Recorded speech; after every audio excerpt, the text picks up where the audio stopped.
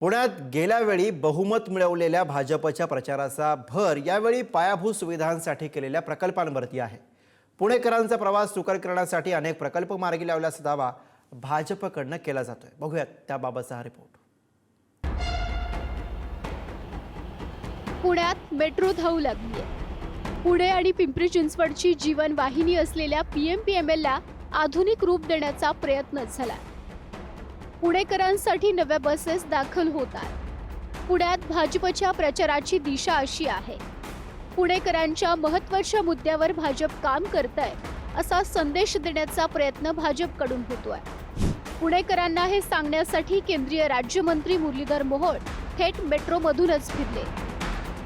आता सांगितलं ना, उत्तर आलं ना। आता त्यांचं म्हणणं आहे की मनमोहन सिंगांच्या त्यांचं म्हणणं पुणेकरांना पटलंय का? माझं सोडा, चला मी राजकारण करतो समजा, माझ्या पुणेकरांना कुणालाच नाही पटलेलं। पुणेकरांनी सांगितलं ना, 2 लाख लोक प्रवास करतात रोज मेट्रोने।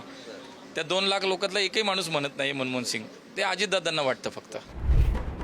गेल्या टर्ममध्ये पुण्याचे महापौर राहिलेल्या मुरलीधर मोहोळ यांनी मेट्रो सुरू करण्यासाठी आणि पीएमपीएमएल सेवा बळकट करण्यासाठी प्रयत्न सुरू असल्याचा दावा केला।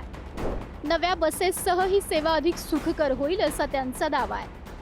विकासाला गती देण्यासाठी पायाभूत सुविधांवर भर असल्याचं ते प्रचारात सांगतात।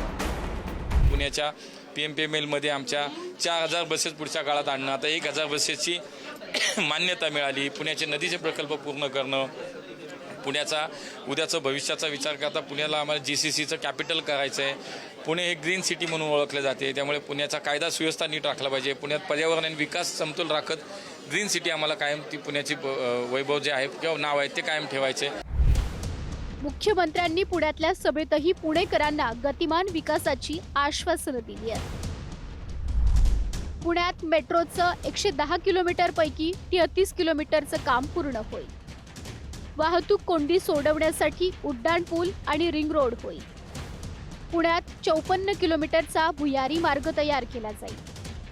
इंटेलिजंट ट्रॅफिक सिस्टीम योजना आखली जाईल। या ठिकाणी आम्ही ठाम निर्णय घेतला आणि कोणाचं ऐकायचं नाही ठरवलं आणि त्या ठिकाणी मेट्रोचं काम आम्ही सुरू केलं।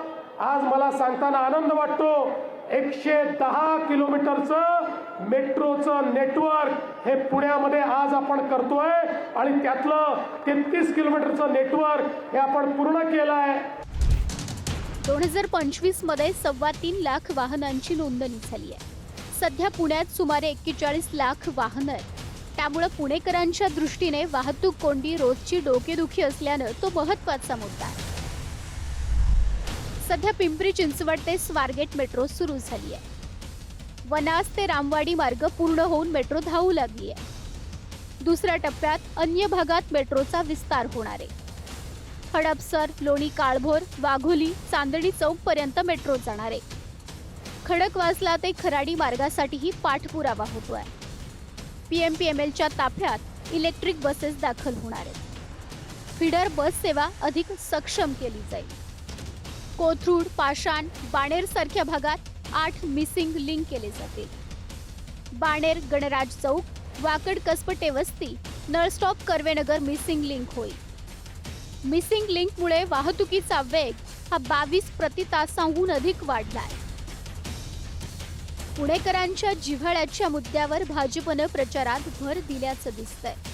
मेट्रो सुरू झाल्यानं भाजपवर पुणेकर विश्वास ठेवतील असा दावा भाजपचे नेते करतात। ब्युरो रिपोर्ट, पुढारी न्यूज।